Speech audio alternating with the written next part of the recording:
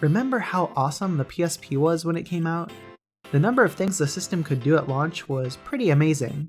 It could not only play games, which looked absolutely light years ahead of any other portable system that had come prior, or even its contemporary, the DS, but it could also play music and videos. And to add to that, it quickly got a web browser and eventually a digital download store for games and movies.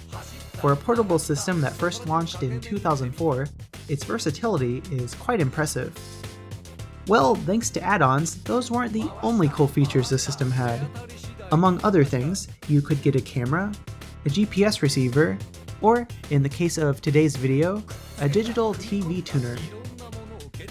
I recently picked up this old system bundle for 7,700 yen, or around 70 US dollars. Unlike in the US, where people immediately light their console boxes on fire and throw them out the window, people in Japan generally take very good care of their games and electronics. So yeah, this thing is fairly complete and in mostly great condition. On the sides and top of the box, it lists what the system comes with. When you open it up, you immediately see the tuner, which I'll get back to in a bit. It also included a 1GB memory stick, though the person I bought this from had replaced it with a 16GB one. When you dig further in, you see the actual PSP box, along with a cool little carrying case. It has a red PSP logo on the side to match the system, and even has the original foam insert.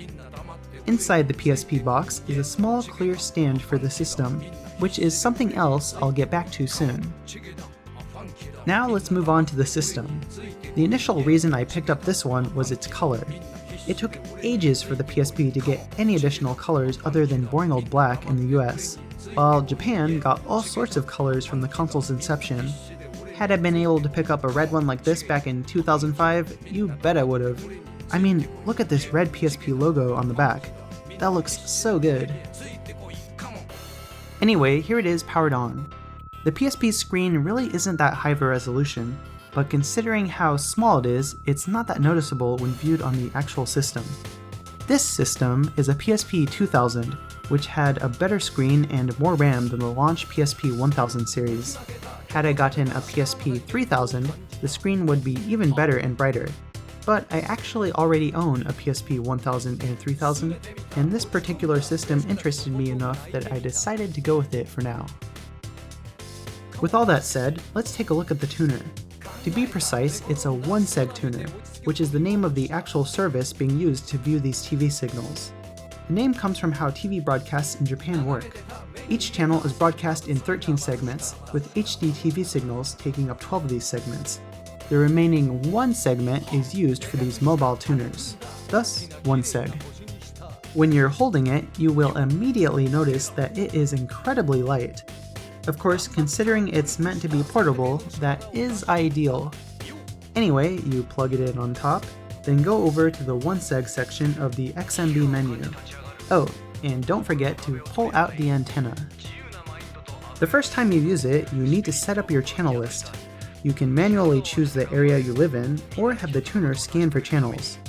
I had it scan, then after a short wait, was greeted by a broadcast of some anime. Sweet. The signal didn't seem strong at first though, with the broadcast continually dropping out. After a bit of fidgeting with the unit, it seemed to come in more consistently. I also noticed that my scan had only found 1 channel. Surely there are more channels in my area than that. I manually entered where I live, which in case you're wondering is Nagoya City in Aichi Prefecture, and none of those channels came in. Okay, maybe the channels had changed since the thing came out. So I moved near the window, tried scanning again, and did get it to pick up a few more random channels. Now, the signal only comes in at 15 frames per second, but it's not as noticeable as I was expecting. In fact, overall, it looks pretty good running on this little red PSP. Of course, now you can just stream something onto your smartphone, but back then, being able to watch something like this while commuting on the train would have been pretty cool. This thing can do quite a bit besides just show you TV. You can see a schedule of upcoming programs, which is handy, but most interesting of all, you can actually record the broadcasts. Well, you can if you actually have an official memory stick. I was using a 128GB micro SD card with a memory stick adapter, and this for some reason wasn't recognized within the OneSeg app.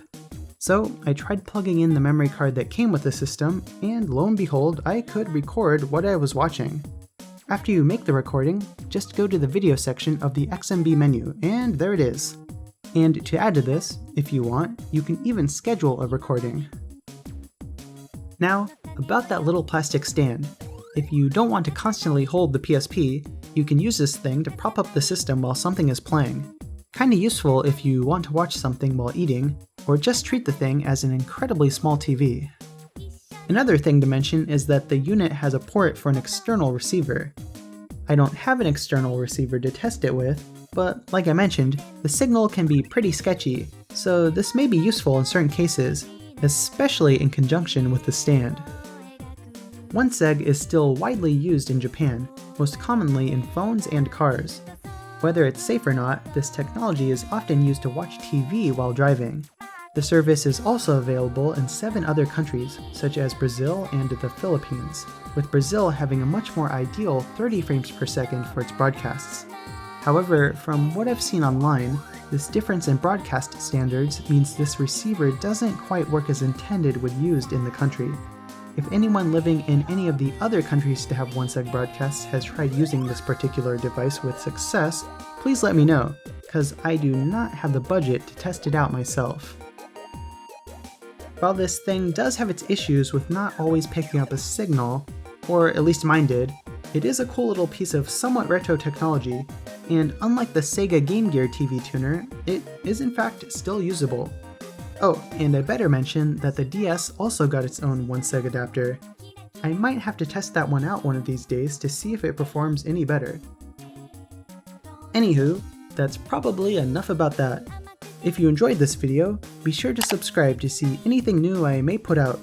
While you're at it, you might even want to check out some of my previous videos, where I cover such topics as system launch lineups and unofficial English translations of retro games. Well, with that said, as always, thanks for watching The Legend of Games.